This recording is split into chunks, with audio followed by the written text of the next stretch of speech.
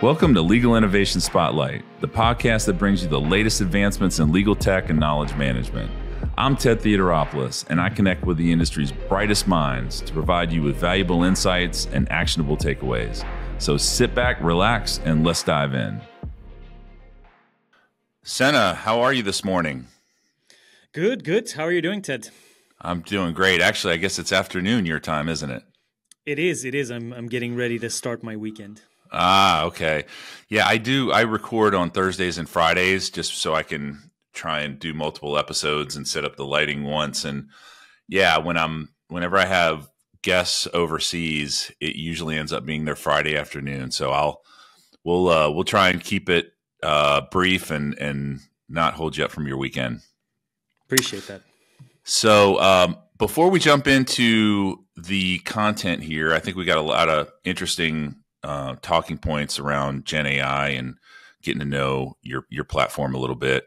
But before we do that, why don't you just introduce yourself? I think you were a former practicing attorney at DLA and you started ClauseBase back in 2018.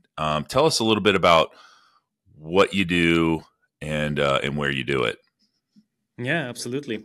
So indeed, I am a former attorney. I used to work in DLA Piper's intellectual property and technology department in Brussels, in Belgium, which is also coincidentally where I met my co-founder. I was a lawyer for a couple of years, like I said, mostly just IT stuff. Then in 2016, the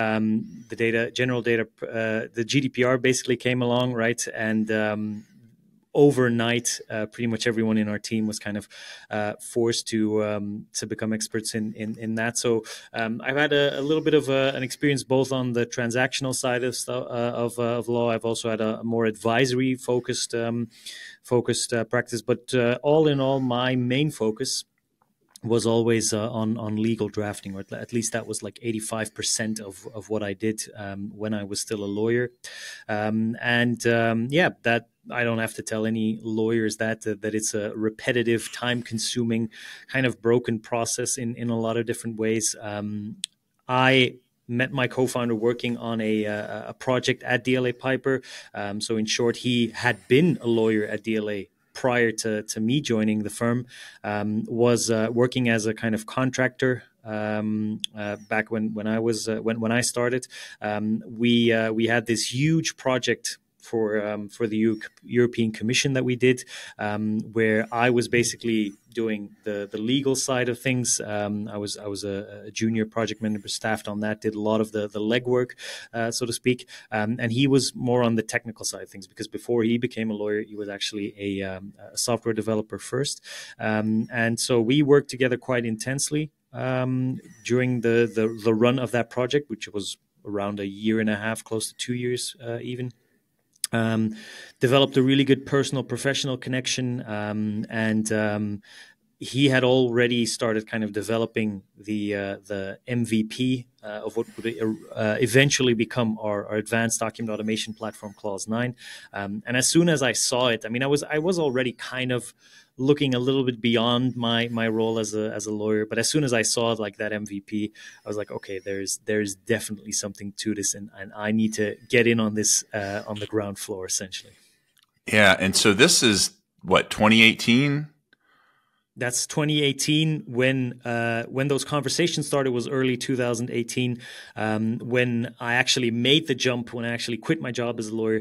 That was late 2018. Nowadays we would call that entering stealth mode, right? We originally we officially incorporated the company and like started marketing in halfway through 2019 essentially. So this is years prior to ChatGPT, which, that's a big kind of stake in the ground in terms when the, generative AI had been around many years before that, but the world really became aware in whatever it was, November 2022. And you guys started this years ahead of that. So what does your solution? Well, first of all, you've got ClauseBase and ClauseBuddy, right? Maybe give us an intro and tell us what the tool or tools do.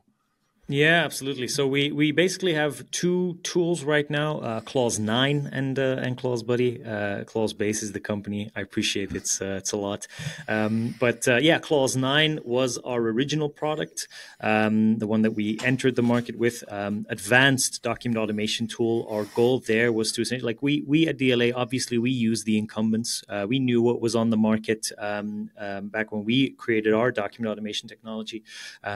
We felt that it was still too limited. And so our goal there was to basically develop the most advanced, most flexible, most configurable document automation solution on the market.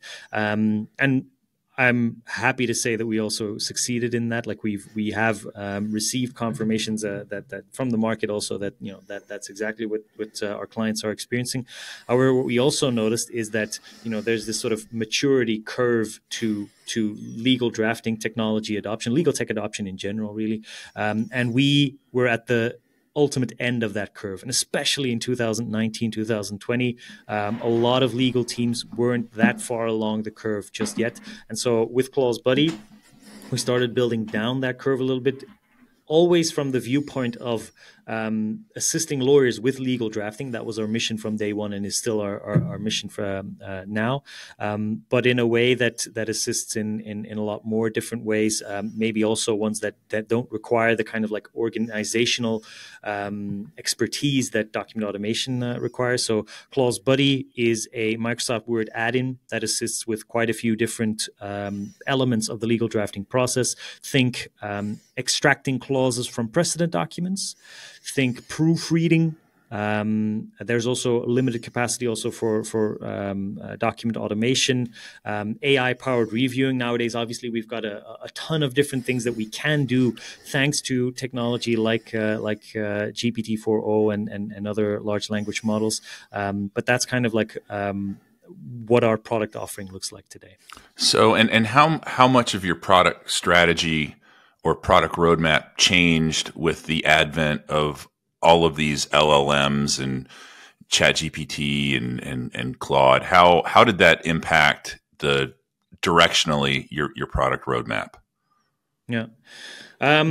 Quite a significant impact, I will say. We were a little bit skeptical when GPT-3 came out. And, at that point, it was still relatively easy to hold off, to not jump on the bandwagon.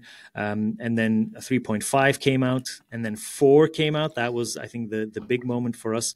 And then I would never say that we are all in on generative AI. I think there's still very much consideration that needs to be given to specific use cases. But we are having, and our clients are hopefully also having, a ton of fun with building these new use cases that were just inconceivable pre large language models. Things like being able to, like, we're working on a new module right now, which is kind of a scoop for you, Ted, where basically we're taking clauses from our clients, like precedent database, like previous clauses drafted from precedents, and just kind of like comparing them to a clause that's in a document, and just kind of like harmonizing them, merging into taking elements from different clauses and like merging them into a new clause. Like those kinds of things were, like I said, inconceivable pre 2022, more or less. And nowadays we're having a ton of fun with building that kind of functionality. So I know in the Microsoft Office world, there's been a modernization effort.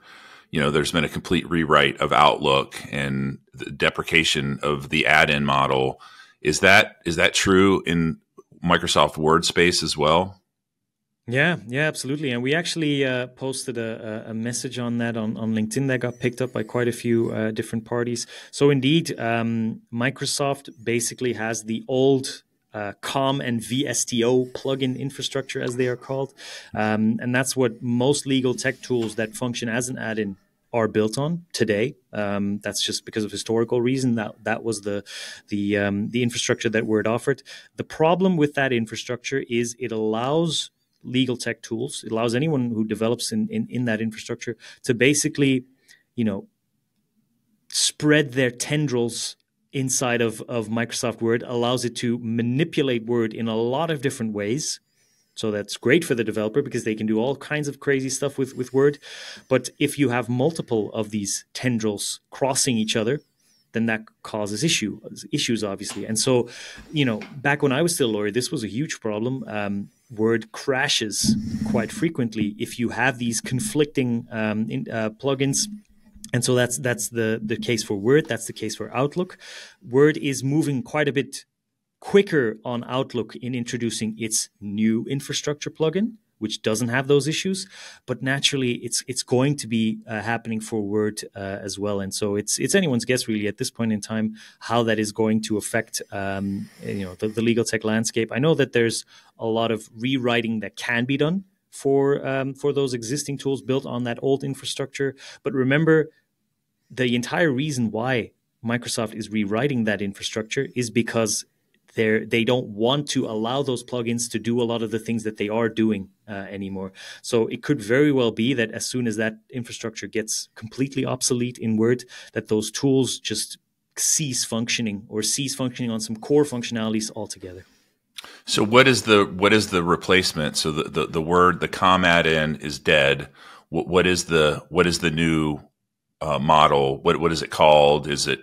I'm familiar with VSTO. That was Visual Studio Tools for Office, I think, that you built these plugins with. What is the replacement technology for that? Yeah.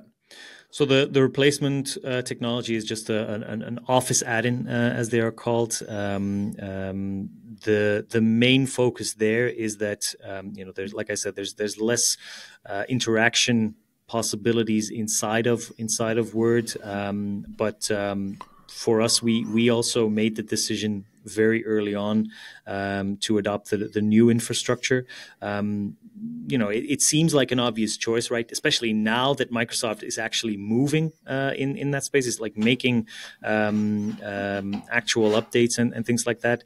At the time, it was a bit of a tricky decision to make, because another kind of corollary or another issue that comes with choosing the new infrastructure is that you have this old Word file format, doc instead of docx files, and on doc files, the new infrastructure has some issues that we sometimes need to take into account.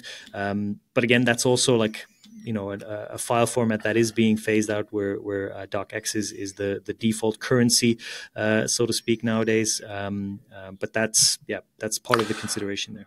I mean, this transition has been going on for at least a decade, right? The doc to docx. The doc was a binary format. Docx is an XML format. Am I remembering that correctly? Yeah, the transition has been a long time coming, definitely. For us, though, like we see, like we work with precedent documents from our from our clients, and they need to be able to leverage that material. What we find is that a lot of law firms are still using that by default, or a lot of in-house legal teams are still using by default doc files, because in a lot of different ways they are.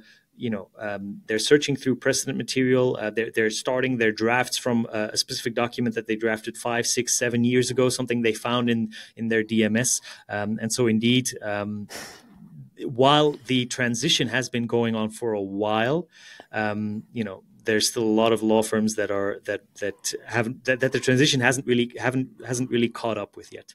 I was going to say, if I remember correctly, it was Office 2013 that introduced the all it's not just Word, right? PowerPoint, Excel, they all went, PPTX, XLSX. Yeah. I'm not positive, but I think it was 2013. So that's been 11 years. Don't quote me on that, but I'm off the top of my head, that feels right. Well, let's talk a little bit about, since we touched on Gen AI, and what podcast would be complete without it touching on Gen AI, right?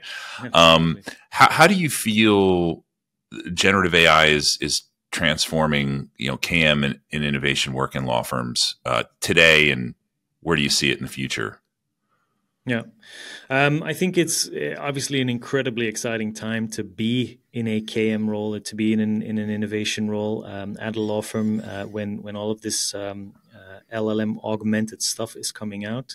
I think it just increases, expands the range of possibilities a lot. There's so much more that can be done. There's so many different kinds of use cases that can be explored with ChatGPT. Like I was saying just now, right? With our product, there are certain features that we never even started to consider pre. LLM era, and that now we're that obviously we're doing a lot of things with. So for KM and innovation, there's all sorts of different use cases that they can now start looking at through the lens of what can we do with generative AI. I think the big risk there, though, is that you stop considering this as a kind of additional tool in the toolbox and start considering it as the toolbox in its entirety. There's a lot of room for experimentation. There's a lot of possibilities out there, but the risk is that people start thinking that it's the only thing out there that really has any sway in an innovation team, and that I think is not the right attitude. I think it's always important to keep looking at what are the actual use cases that we are approaching. Like, what are the lawyers in the employment law team struggling with? What are the lawyers in the real estate team struggling with? And is actually generative AI the solution there? To give you an example, there's a lot of talk now about just drafting contracts from scratch with ChatGPT, and sure, that can work. If you're doing these kinds of very basic documents, not all that repetitive. Like you have one client in once or twice in a blue moon. Like you have a client that comes to you, to a law firm for an NDA. Usually, in-house legal teams have that stuff under control by themselves. Yeah, sure. Draft the first draft of an NDA with ChatGPT. But if you're consistently drafting first drafts of a document with ChatGPT, then you are going to have to review that material every single time in its entirety as you're drafting that material, because LLMs give you a different answer every single time, even if you ask them the exact same question. And those kinds of things, those kinds of limitations, I feel like aren't all that well known, maybe everywhere in every single KM team. But yeah, that's just my 2 cents. Yeah, the output has to be vetted, and you've got. I don't know if you had a chance to see the Stanford paper on hallucinations and how its assessment of current state in terms of where these tools are that make lofty claims about being hallucination free, and the study, especially the first iteration of it, wasn't perfect. They went back and made some adjustments. I think they were using practical law instead of Westlaw. But it really highlights that, a simple RAG implementation is not going to solve all of the problems that exist with hallucinations in generative solutions. So I think for that reason, yes, the study wasn't perfect. A lot of people are saying that the questions were biased. Maybe not. Where I'm actually going to have that debate on a podcast I'm recording next week. I don't have a dog in that fight, and I don't have an agenda around it. But what I do think is that the questions that were asked, there were questions that were asked that were meant to trick it, and it succeeded. And I don't think that necessarily invalidates the conclusions that were made. They were very transparent about, this judge doesn't exist that we asked this question about. So yeah, I mean, the hallucination problem is real. What other limitations do you see with these Gen AI tools in doing, especially practice of law type of legal work? Yeah, it's a very good question. So indeed, we have the luxury of not being exclusively focused on generative AI, right? it's a part of our offering. It's not the core of our offering. And so we also have the luxury to kind of be very open and transparent about these limitations, where we basically can just say, like, we've got... we need to be able to assess the technology in light of where it is right now. That doesn't mean that any sort of limitations that we discuss today are not going to be solved next year. The way that we typically highlight the limitations is you need to be able to think or to look at that technology through a framework. You need to be able to assess the limitations in various stages of its lifestyle, because a week is an eternity in large language model land. There's all sorts of boundaries being broken every single week, every single month. But those limitations, those boundaries that are being broken, do need to be taken into account. The way that we currently look at it is there's three main limitations that I think most people who are looking at this in depth need to be aware of. The first is the context window. So the fact that ChatGPT or whatever other kind of model, they have a limited working capacity, and that context window has gotten very far since the early days. Back then, when we were first doing our first implementations of generative AI, we were working exclusively at the paragraph level, because the context window didn't really go a lot further than the level of an individual paragraph in a document, an individual clause. We have far surpassed even the document level at this point in time in terms of context windows.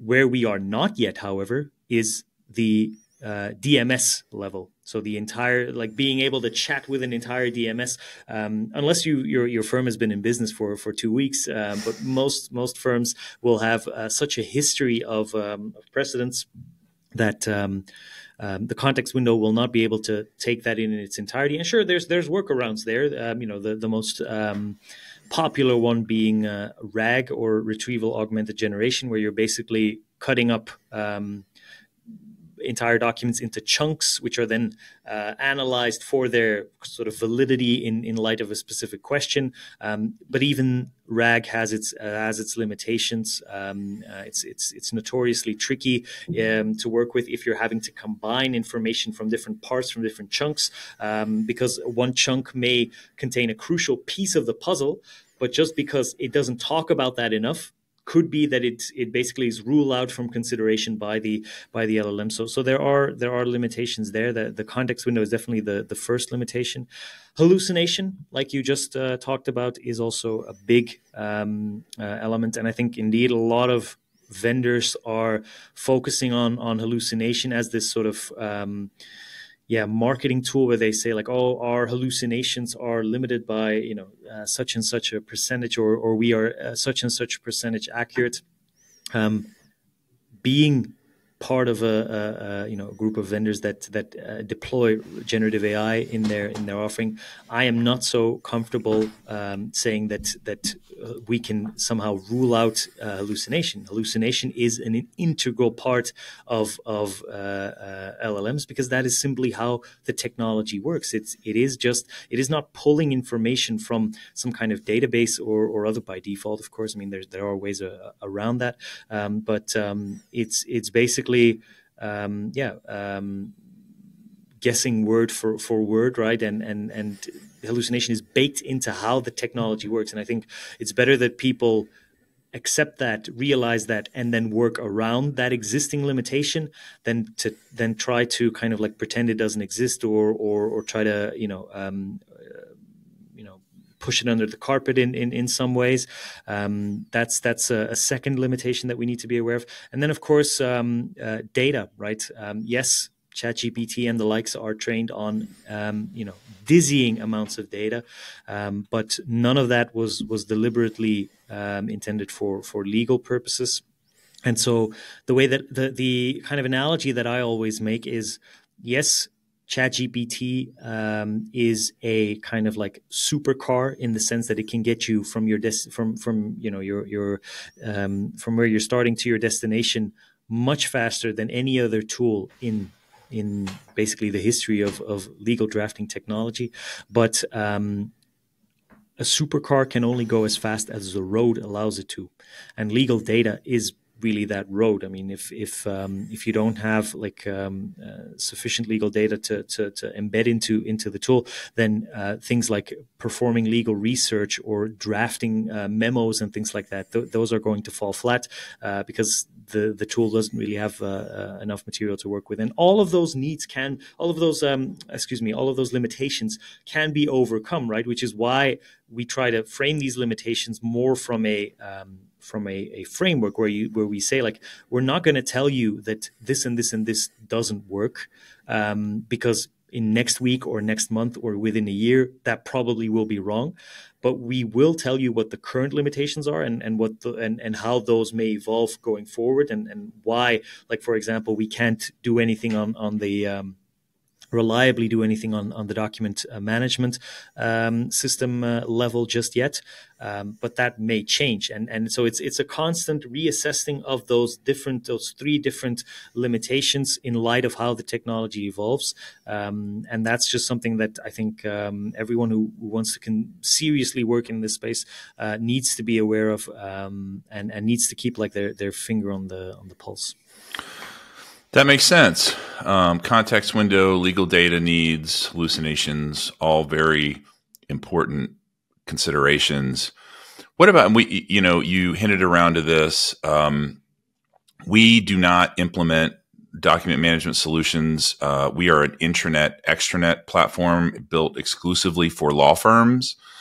And as part of that, DMS integration is, I would say, 100% of our deployments involve DMS integration. So we see, and we've been doing this for a long time. InfoDash has only been around 2.5 years, but the technology, we used to be a company called AcroWire, and we were essentially consultants, and we built the same solution over and over so many times we decided to productize.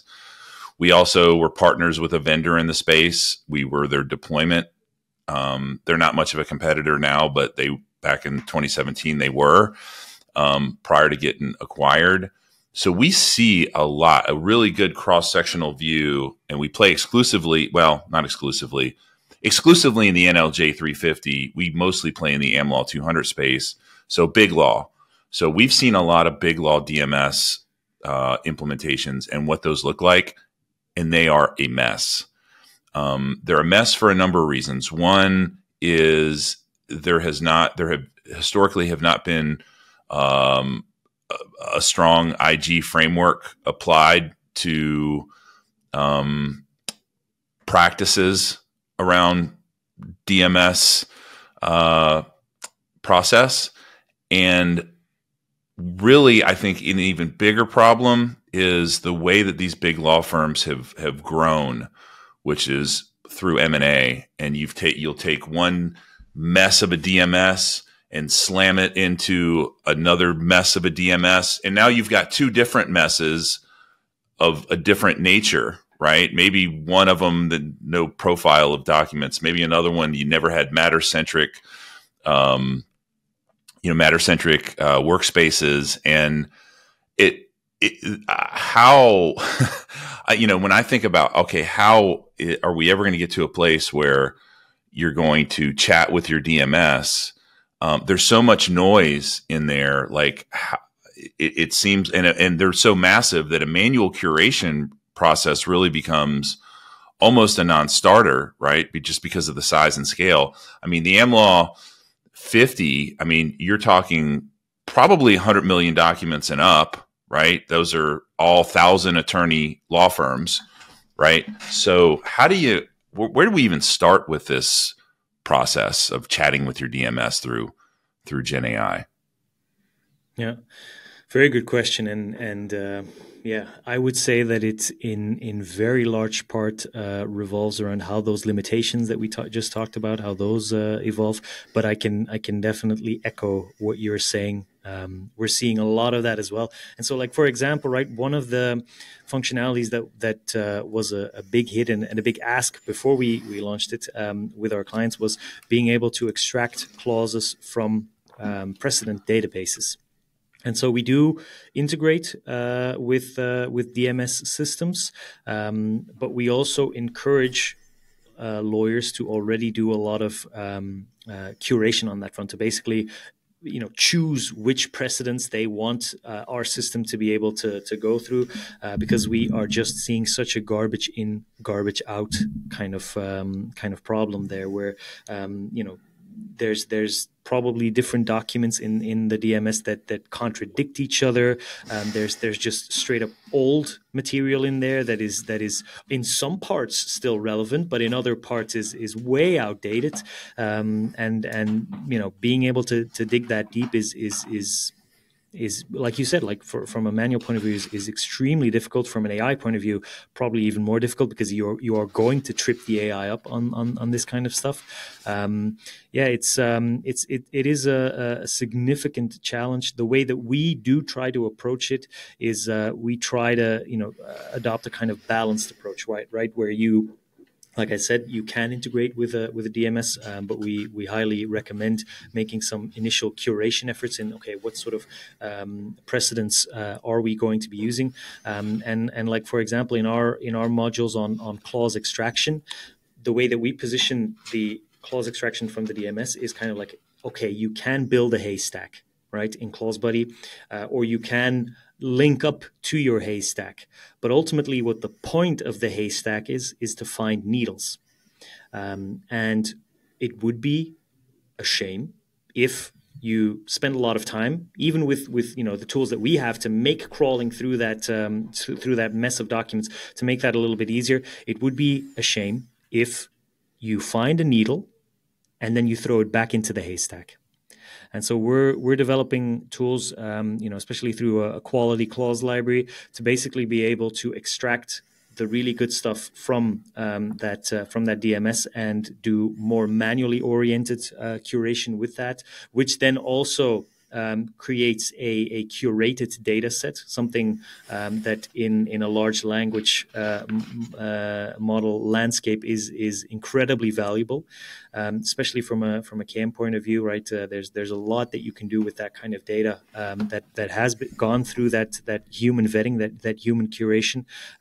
But I will say that it is not something like the effort required to basically go from this sort of chaos of a haystack to a neatly structured needle collection, essentially. That is something that we're seeing. Not every firm has the capacity for that, or doesn't have the sort of organizational appetite for that. But the results really do speak for themselves in how much more of a real dent you can make in the legal drafting process with that sort of hybrid curation / AI approach, rather than just the pure AI approach. A lot of firms use our platform to build knowledge banks, which are manually curated base documents. And SharePoint is a great place to, like, law firms don't store work product in SharePoint for the most part. Like, that happens in their DMS.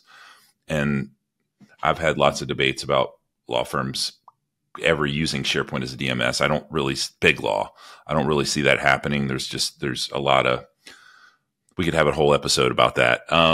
But what we do see is that KM departments will do exactly what you just said, is pull out and manually curate by practice area, the base documents that attorneys use as a starting point.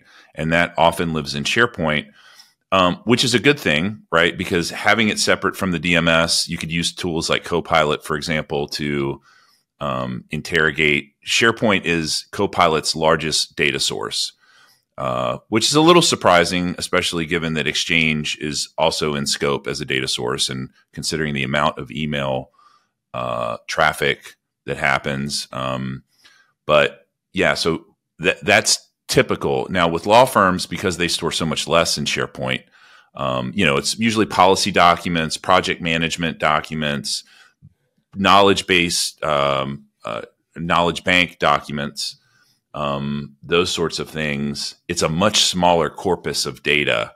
So, we think there's some interesting, if you're trying to everything, like when I look at the future 3 years from now, it's very broad brushstrokes, right? Like I know Copilot today, I'm actually not that bullish on today, right? I think it's got a lot of work to do.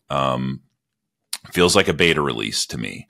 But I know Microsoft's going to get that right. They just have way too much invested. And when they do, I think there's some interesting use cases, and I could see it playing an integral role. I think one really huge benefit of Copilot is, even with the paid subscriptions from ChatGPT and Claude, you are not guaranteed that human eyes will not see your content, right? So you can't upload work product even if you have a paid subscription, right? You can use the enterprise OpenAI API. That licensing model can provide some assurances that meet the threshold for law firm privacy requirements. But Copilot does. So Copilot does give that level of SLA. So I think a lot of firms are just defaulting and going down the Copilot path because it's even the ChatGPT for Teams that was just released. If you go through and read their privacy policy, which I did, it still has the possibility of human review. So until they can fix that, I think Copilot's going to continue to get a lot of momentum because law firms have to have it. It just, ABA ethical requirements. I'm not sure how it is in the EU, but I'm sure there's similar requirements there. Yeah, no, indeed, and I like especially like the comment that you made on defaulting to Copilot. I think indeed, there's a couple of different things also from our perspective at ClauseBase. There's a couple of different things that we do that Copilot does as well, but you can tell that a lot of it is not made with lawyers in mind, and that that makes it tricky to kind of like compete with a tool like Copilot. Although, you do understand, right, why for lawyers, especially lawyers who don't have like a huge innovation team that can take all of these demos from different vendors and things like that, how it would be an easy kind of choice to make, like, oh, okay, this is, we use primarily, we live primarily inside Microsoft Word, or we live primarily inside in Outlook. Microsoft has their own tool for that. Let's move with that. But like you said earlier, right? Chances are Microsoft is going to get that right, but I'm also not completely convinced at this point in time, especially if, again, right, as our kind of like landscape looks like, especially if legal drafting and the challenges that arise there are your scope, then Copilot right now still has quite a bit of catching up to do. It does. I would agree with that.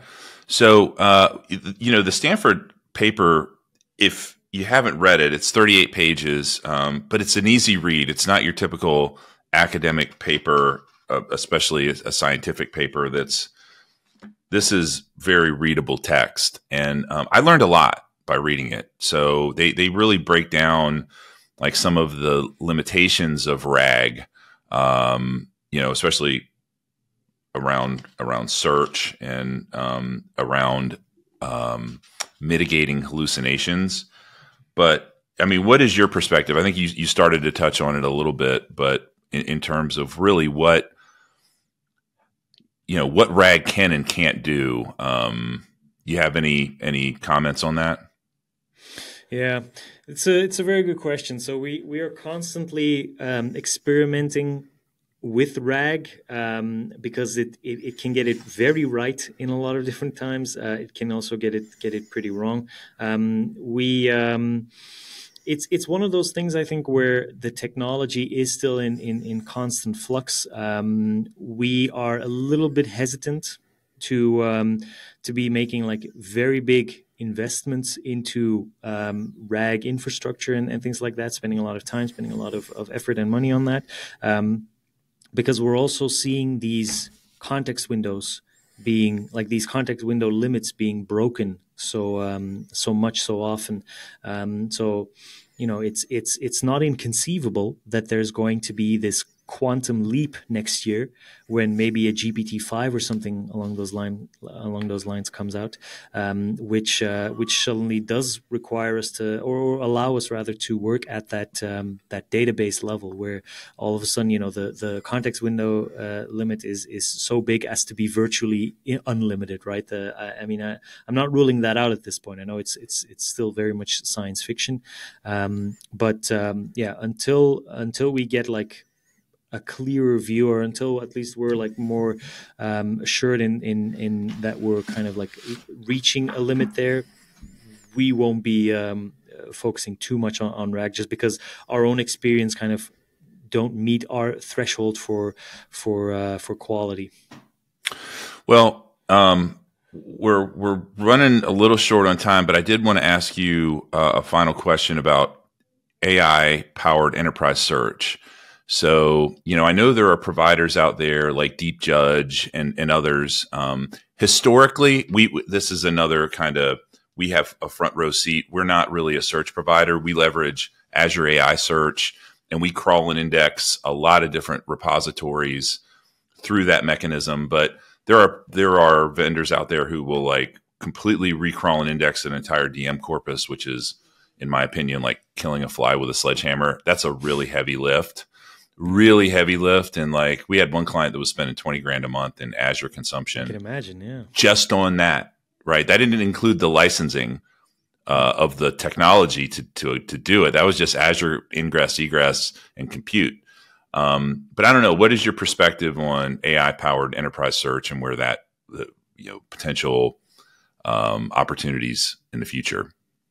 Yeah, I think you summed it up very neatly, killing a fly with a sledgehammer. I think indeed it draws a little bit back to something that I said earlier in this conversation, where there's this sort of desire to throw AI at everything, even when perhaps it's not the best solution. I mean, yes, it can do a lot of things theoretically, but there are limitations, for example, on cost. We haven't even touched on that, but indeed on cost that we also do need to take into account, on time as well. Like that's also a big challenge for us, where we can run certain checks on a document, or we can draft certain content and things like that with our tool, but just the time and the credits involved to do that sometimes make it feel like it's a little bit overkill.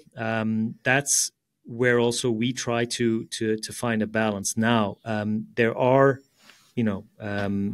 comments being made that the costs today, and you can see that with the evolution of GPT-4o, which was quite a bit cheaper than GPT-4 Turbo. There are people saying like this cost is going to go down significantly. Like first we develop the technology, then we find out ways to make it more efficient. And there's a lot of vendors, I think, indeed banking on the fact that is going to become less of an issue. The cost thing.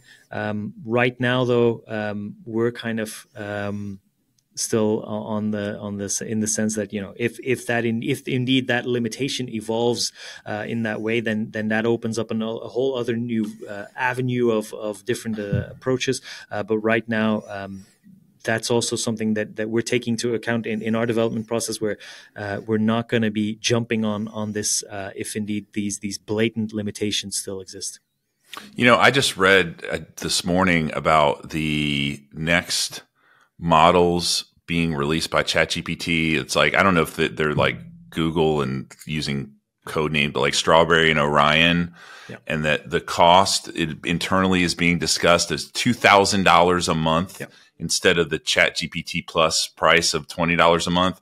I mean, think about that for a minute. I can hire a full-time VA in the Philippines, English-speaking, working my time zone, college-educated, for about $1,700 a month. It's about $10 an hour, and that's good pay for them, $10 US. And So when I think about, okay, where is this thing like cost wise? There is a point of, when does the pricing really just not make sense anymore? And this is all very recent. Like I just read about it this morning, but yeah, it seems like the pricing, there's still like wild fluctuations. Like some cases, things are going down very quickly, but then you hear about, this new development and that's 100x price increase. Like that's heading squarely in the opposite direction. Yeah, I saw the announcement as well. Full transparency, I saw the announcement, put it in on my to read list, and haven't gotten around to that. So I'd be curious to indeed see, what that price increase entails, because I know that OpenAI is primarily concerned with just gaining market share at this point in time. Even if they're losing a ton of money in the process, they just want to keep and maintain that advantage and grow that advantage. So I'm positive, with certain caveats, right? I'm positive that is factors into that strategy, that huge price increase. So yeah, we have seen the cost of those models go down on average for more power even, right? I'm pretty certain that's going to continue going in that direction, or at least I think as soon as they stop doing that, as soon as OpenAI stops doing that, then Anthropic is going to jump in and occupy that space. Yeah, it is indeed an interesting evolution to see the Orion Strawberry new projects being released.